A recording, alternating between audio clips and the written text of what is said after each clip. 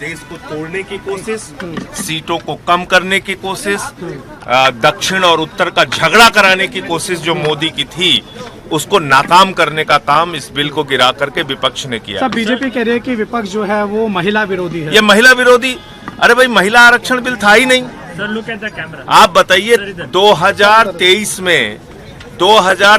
में जो bill pass किया था मोदी जी ने किया था। मोदी जी ने उस बिल में लिखा था कि पहले जनगणना होगी, फिर डिलिमिटेशन होगा और 29 के बाद ये बिल लागू होगा। ये मैंने थोड़ी लिखा था।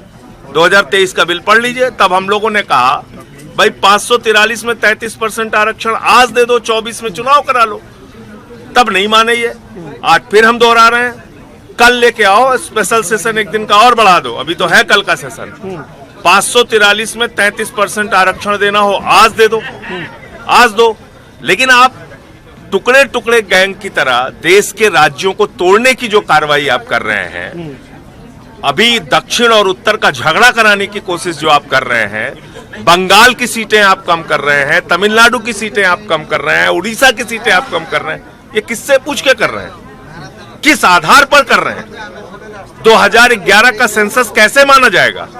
आप तो कह रहे हैं 26 में जाति जनगणना आपने शामिल किया, 11 में तो जाति जनगणना शामिल है नहीं, तो आप कैसे उस सेंसस के आधार पर कर देंगे सीटों को बढ़ाने का काम? गिरिराज कह रहे हैं कि सड़कों पर उतरेंगे अब वो लोग। उतरते रहे, सड़कों पर उतरे, टंकी पे नाचे, जो मन में आया करे, टंकी पे चढ़ के नाचे।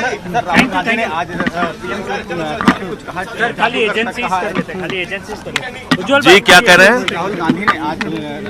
सब ने अपनी बात कही है और हम सब लोग ये मानते हैं कि भारतीय जनता पार्टी टुकड़े टुकड़े गैंग बन के इस देश को तोड़ने का जो काम कर रही थी, दक्षिण और उत्तर के बीच झगड़ा कराने की जो उनकी साजिश थी, बंगाल, उड़ीसा, तमिलनाडु, केरला जैसे राज्यों को सीटें कम करने की जो उनकी साजिश थी और देश में एक विभाजन पैदा करके झगड़ा कराने की कोशिश को इस बिल को हरा के हम लोगों ने नाकाम किया।